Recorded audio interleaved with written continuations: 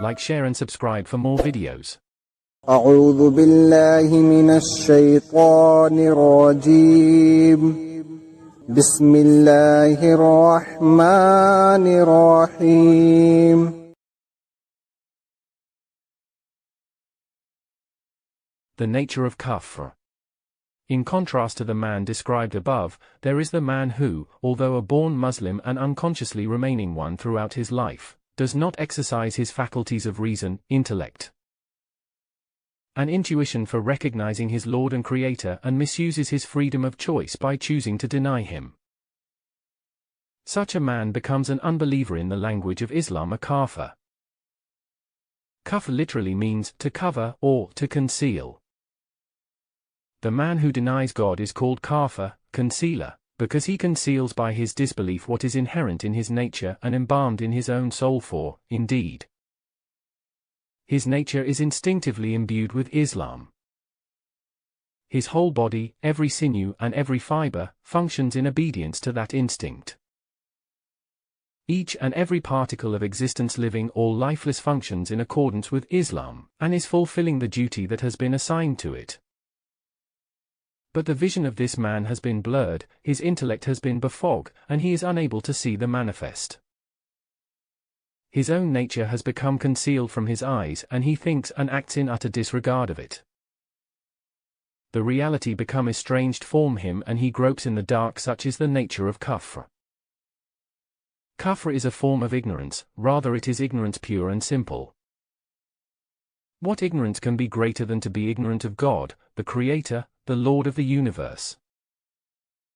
A man observes the vast panorama of nature, the superb mechanism that is ceaselessly working, the grand design that is manifest in every nook and corner of the creation. He observes this vast machine, but he does not know who is its maker and director.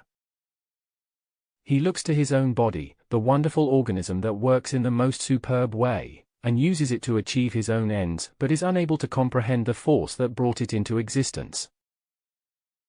The engineer who designed and produced this machine, the Creator who made the unique living being out of lifeless stuff, carbon, calcium, sodium, and the like. He witnesses a superb plan in the universe but fails to see the planner behind it. He sees great beauty and harmony in its working but not the Creator of this all. He observes wonderful design in nature but not the designer. In the universe all around him he observes the choicest demonstrations of skill in science and wisdom, mathematics and engineering, design and purpose. But he blinds himself to the being who brought all this vast incomprehensible universe into existence. How can a man, who has blinded himself to this great and significant reality, approach the true perspectives of knowledge? How can the vistas of truth and knowledge be opened to such a man? How can one who has made the wrong beginning reach the right destination? He will fail to find the clue to reality. The right path will remain concealed for him, and whatever be his endeavors in sciences and arts, he will never be able to avail himself of the lights of truth and wisdom. He would be groping in the dark, and stumbling in the gloom of ignorance. Not only that, kufr is also a tyranny, nay, the wars of tyrannies. And what is tyranny? It is an act of cruel and unjust use of any force or power. If you force a thing to act unjustly or to act against its true nature, its real will and its inherent attitude, that is tyranny, root and branch. We have seen that all that is in the universe is obedient to God the Creator. To obey, to live in accordance with His will and His law, or, to put it more precisely, to be a Muslim, is ingrained in their very nature. God has given manpower over these things, but it is incumbent in the very nature of these things that they should be used for the fulfillment of His will and not otherwise. But one who disobeys God and resorts to kufr is the person who perpetrates the greatest injustice. For he uses all these powers of body and mind to rebel against the course of nature and becomes an unwilling instrument in the drama of disobedience. He forces his head to bow down before deities other than God and cherishes in his heart the love, reverence, and fear of other powers in utter disregard to the instinctive urge of these organs. he uses his own powers and all those things upon which he has authority against the explicit of good and thus establishes a reign of tyranny. Can there be any greater injustice, tyranny, and cruelty than that exhibited by this man who exploits and misuses everything under the sun, and unscrupulously forces them to a course which affronts nature and justice? Kufr is not mere tyranny, it is, to say the least, sheer rebellion, ingratitude, and infidelity. After all, what is the reality of man? What is his power and authority? Is he himself the creator of his mind, his heart, his soul, and other organs of his body, or have they been created by God? Has he himself created the universe and all that is within her, or has it been created by God? Who has harnessed all the powers and energies for the service of man or God? If everything has been created by God and God alone, then to whom do they belong? Who is their real owner? Who is their rightful sovereign? Verily, it is God and none else. And if God is the creator, the master, and the sovereign, then who would be a greater rebel than the man who uses God's creation against his injunctions, who makes his mind think against God, harbors in his heart thoughts against him, and uses his various faculties against the sovereign's will? If a servant betrays his master, you denounce him as faithless. If an officer become disloyal to the state, you dub him as traitor and renegade. If a person cheats his benefactor, you have no hesitation in condemning him as ingrate.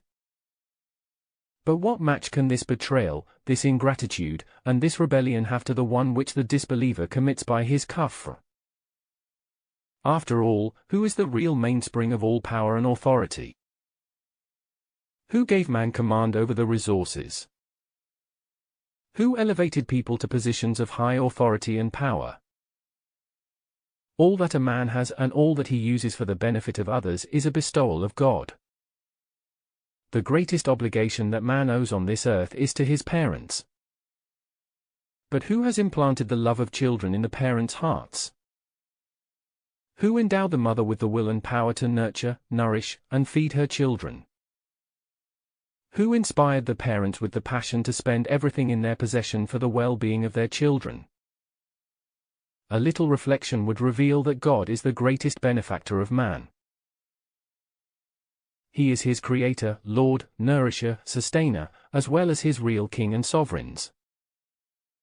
And this being the position of God vis-à-vis man, what can be greater betrayal, ingratitude, rebellion, and treason than kufr, through which a man denies and disobeys his real Lord and sovereign?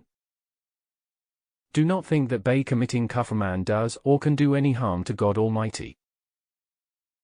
No, not the least. An insignificant speck on the face of a tiny ball in this limitless universe that man is. What harm can he do to the Lord of the universe, whose dominions are so infinitely vast that we have not yet been able to explore their boundaries even with the help of the most powerful telescope? Whose power is so great that myriads of heavenly bodies, like the earth, the moon, the sun, and the stars, are at his bidding, whirling linked tiny balls. Whose wealth is so boundless that he is the sole master of the whole universe, and who provides for all and needs none to provide for him. Man's revolt against him can do him no harm. On the other hand, by his disobedience, man treads the path of utter ruin and disgrace. The inevitable consequence of this revolt and denial of reality is a failure in the ultimate ideals of life. Such a rebel will never find the thread of real knowledge and vision, for the knowledge that fails to reveal its own creator can reveal no truth. Such a man's intellect and reason always run astray, for reason which errs in knowing its own creator cannot illumine the paths of life. Such a man will meet with failures in all the affairs of his life. His morality, his civic and social life, his struggle for livelihood and his family life, in short, his entire living, will be upset. He will spread confusion and disorder on the earth. He will without the least compunction shed blood, violate other men's rights, be cruel to them, and create disorder and destruction in the world. His perverted thoughts and ambitions, his blurred vision and disturbed scale of values, and his evil spelling activities would make life bitter for him and for all around him. Such a man would destroy the calm and poise of life on earth. And in the life hereafter he would be held guilty for the crimes he committed upon his nature, his powers, and resources. Every organ of his body, his very brain, eyes, nose, hands, and feet will complain against the injustice and cruelty he had done unto them. Every tissue of his being will decry him before God who, as the very fountain of justice, will award him the fullest punishment he deserves. This is the inglorious consequence of kufr. It leads to the blind alley of utter failure, here and hereafter. Like, share and subscribe for more videos.